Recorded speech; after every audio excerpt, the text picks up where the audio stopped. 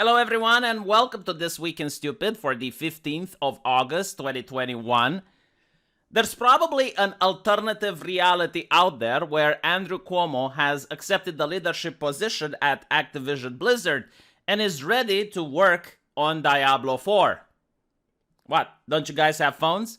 Unfortunately, we don't live in that alternative reality, and my favorite all-time politician has just resigned.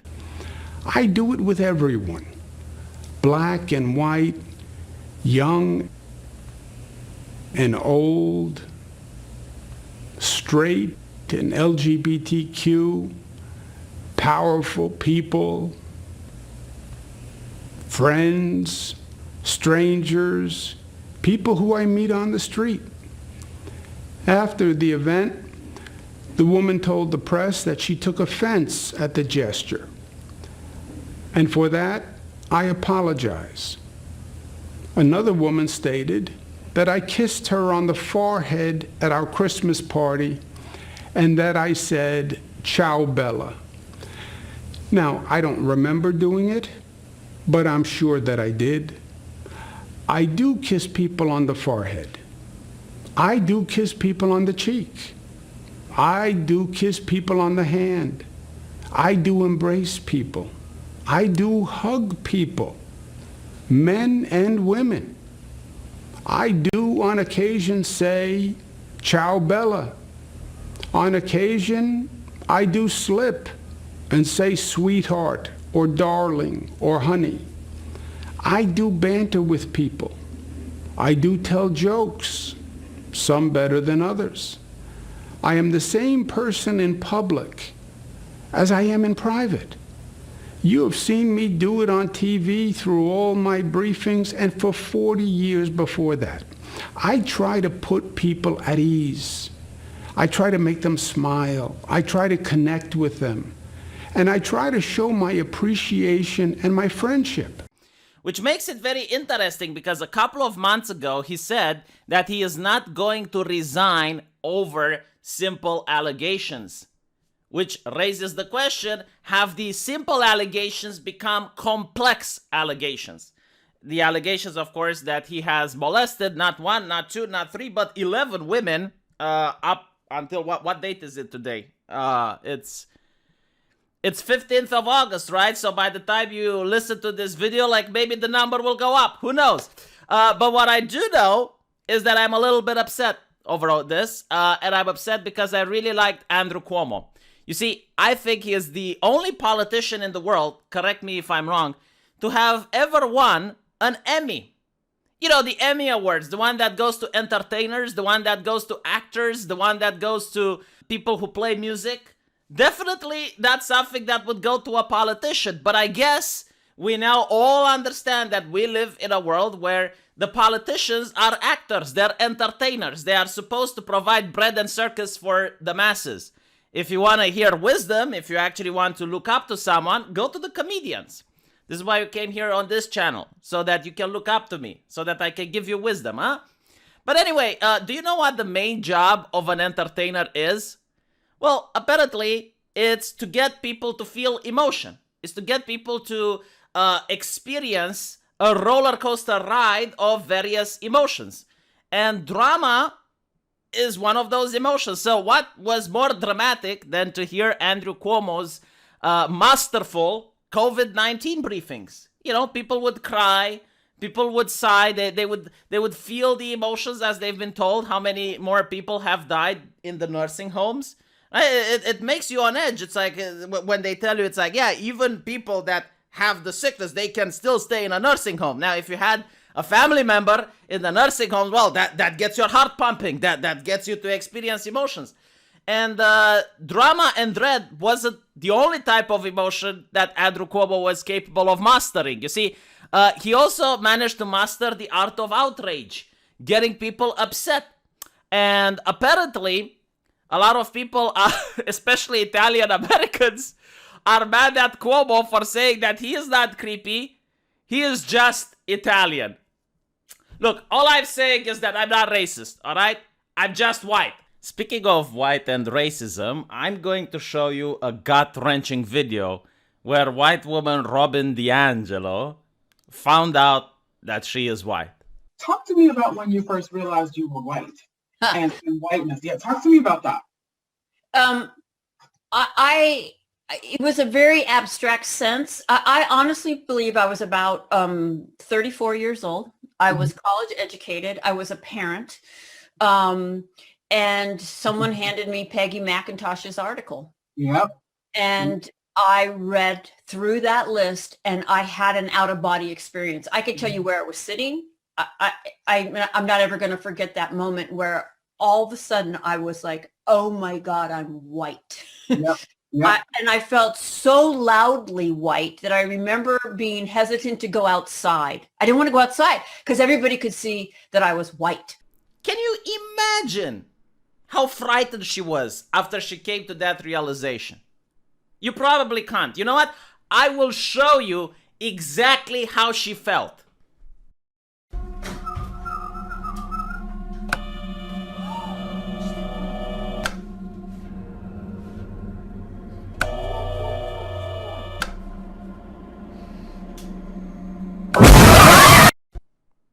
You feel that? You feel it pumping in your chest? That's exactly how Robin DiAngelo felt that day after reading Peggy McIntosh's article and realizing her skin color. That is the emotion that she experienced, you bigot. But don't be afraid. We got brave champions, anointed people in society that are going to fix racismus. There will not be racismus anymore after the following event. So the first pillar stone in racism has been removed. A racist rock was removed from the University of Wisconsin-Madison. See, people wanted me to stop doing This Week in Stupid. Instead, do This Week in Wholesome. Grand achievements, like pivotal steps that have been taken in order to fight against racism, and this is one of them. America is far less racist after the rock has been removed. Legend has it that one day a white person stood next to this rock and the rock whispered the N-word. Right? It was the pillar stone in racism. And because of that, this gamer rock has now been vanquished. Evil will not take foot into the soil. If this rock, can you imagine? Can you imagine what these brave university students have done? If this rock was allowed to stay there, Hitler could have happened. But that's not all. I really have tears of joy dripping from my eyes as I realize the important work that young people in America do up to this day. Revolutionary work in order to end racism, not just for me, but for you and for him and for her. I mean, honestly, you can see a surgeon that saves lives, and that guy is a piece of shit compared to the activists that actually work in order to improve society. And by work, look what they have accomplished. They are now organizing a boycott in order to end the word curry because it is rooted in British colonialism. Like, imagine the curry on the table and like it's possessed by an evil druid. It grows roots, it puts them into the earth, and it starts to suck. It sucks from the earth. What does it suck? British colonialism. It's like, and you're like, stop it, curry, stop, what are you doing? You're hurting people. But the curry does not stop. It keeps sucking the colonialism, like, and thankfully, finally, the most enlightened minds of society, the academics, they gather together. It's like, how can we fix this problem? Hurry, the curry is sucking. The curry is sucking. What can we do? We need to ban the word. Ban it. Do not call it curry. Call it something else, and it will stop sucking the colonialism, and not just any colonialism, okay? It's not like Islamic colonialism or Chinese colonialism, like the weak ass shit. No, it's the strong British colonialism. It's the strong British. How can we stop it? Call it something else. Oh, crisis averted.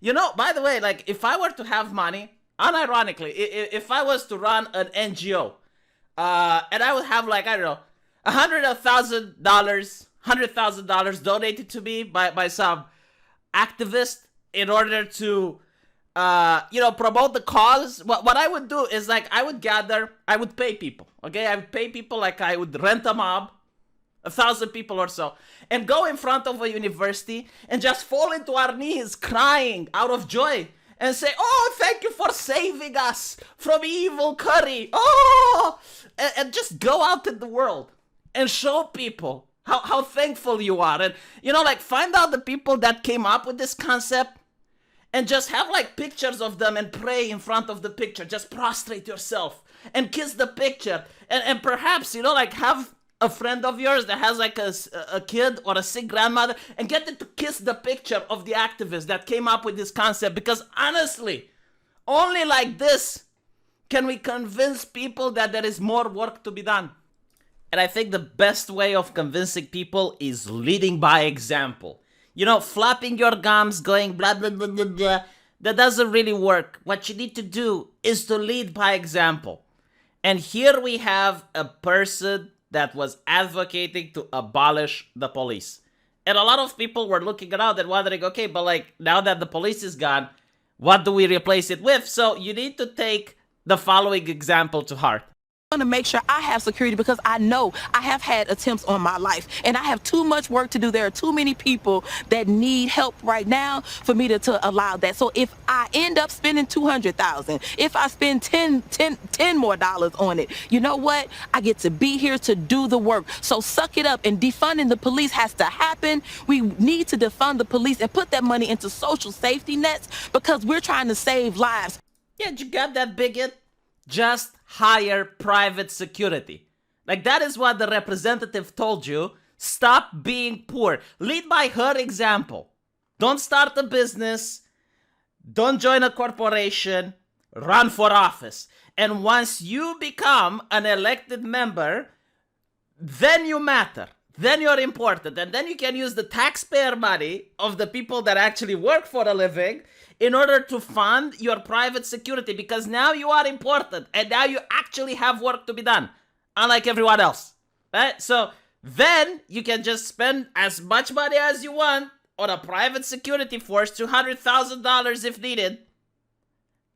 And that's what you need to do, okay? Like, these people are running by example. So in other words, start doing activism, speak the speech, get elected into office, and then you are actually an important person. See, I definitely think that what they're doing by defunding the police is they are creating adversity. And adversity builds strength. So you live in a harsh environment. It's like Warhammer 40k. You live in a death world where any moment something can happen and it puts you on edge, right? And it creates character. You now become a stronger individual and you now have the capacity to run for office. So they remove the cushiness. They remove all the comforts of life and they make life difficult to create better people. This is why I vote Democrat. This is why I think they're the only party that gets it. They're the only party that understands it. Like, create harsh environments, very brutal, like the concrete jungle should become a thing. And in that brutality, great people will arise. And then those great people will look up to her as an example and they will say, wow, like, the life doesn't end here. Like, there is like no glass ceiling. Like, what I can do now is to run for office and then I can have like a cushy life. Then I can have all the benefits. Then I can actually start living like a normal person. But like, without her, there would not be that motivation. Like, without her, there would not be that pie in the sky for other people to pull themselves up by their bootstraps. Now, I want to make it absolutely clear for you bigots that just because you have adversity doesn't mean you get to be racist. I mean, the boulder was removed. The Curry issue was solved. So why are you ruining this for everybody, North Korean defector? Why you do this?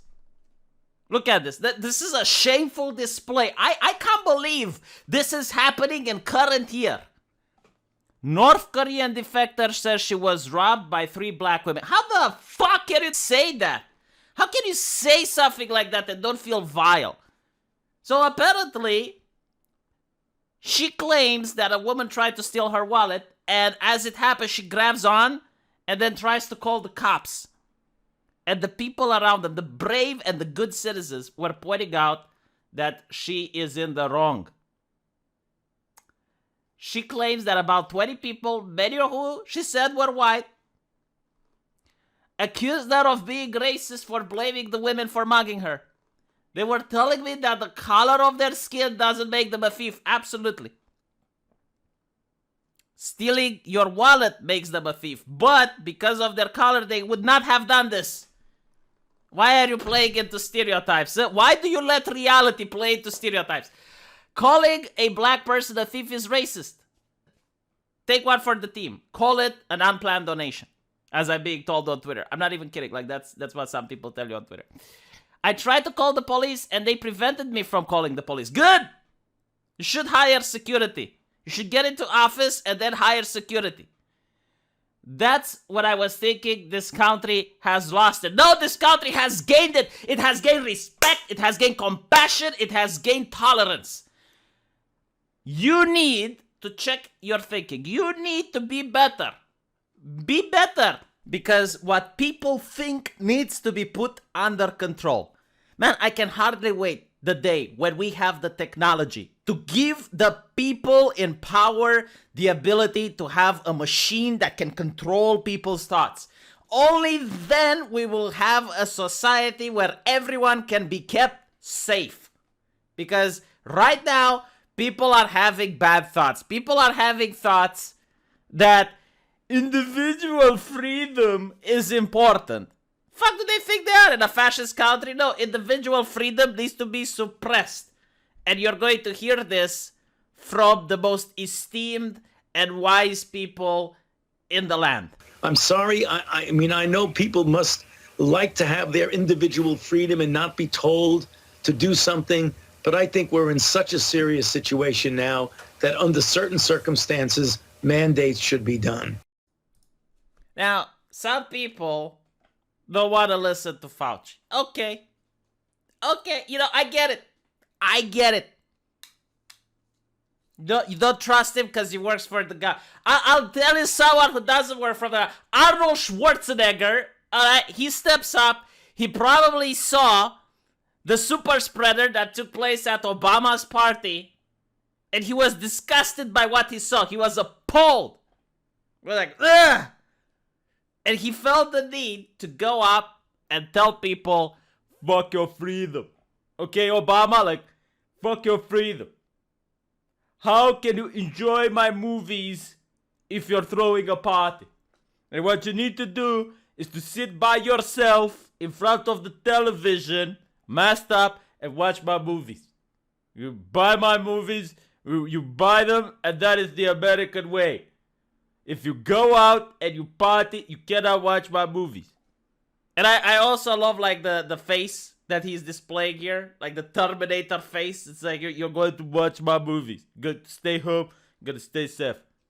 I can't do his voice. I can't do his accent. Oh, no, I tried, but, like, it's so perfect. His accent is so perfect that I can't mimic it. So it's very important that people just do what they are told. By the way, someone asked me, it's like, why is it that at Obama's party, everyone is leaning left in the photo? The answer is because they're left leading. If you're left leading, you get a little bit more of a leeway. You're being treated like a decent person. You get to have parties. If you're right-winging, oh boy. I don't want even to talk about that bigotry on my channel. Now,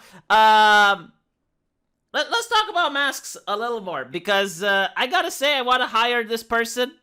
See, there is a school which came under fire for the parents because they had the competition to gather shoes. And the winner of the competition, do you know what prize they got? Can you figure out what prize they got? No. Seriously, think about it this way. Like, when you were a kid, what did you want the most? Like, what would your teacher say? Like, you can have this prize, Billy, and you would be all up in arms about it. How about this? Like, if you win the competition, 30-minute mask break tomorrow to celebrate. So you're allowed to feel like Obama at his birthday party, but only for 30 minutes, one day. Second place, 25-minute mask break, and the third place 20-minute. Like, I'm really curious. It's like, all right, third place. Time to mask back up, buddies. Time to mask back up. Oh, second place. You still have 5 more minutes. Come on. Let's hurry it up. You know why I want to hire the person? Because they must be the best negotiator in the world. Like, think about it. Like, in order to negotiate with COVID to go along with this, like, that person actually called the virus and said, hey, look, we got like a really nice event for the young ones over here. Yeah, can you please just go away for like 25 minutes for third place, 20 minutes for second, and 30 minutes for, and the virus went along with it. It's all cool. It's all great, right? I want to hire that person. Whenever there's a hostage crisis, I want them to do the negotiation. What do you guys think? Brilliant. Oh my god. Anyway, what should we talk about? Like, we talked about COVID again. I want to stop talking about COVID. I swear to God, like, I don't want to talk about it, but it's like 75% of the news. 75% of it. Okay, you know what? Let's be edgy. Shall we be edgy? Let's talk about vaccines. This will hurt just a little bit when you talk.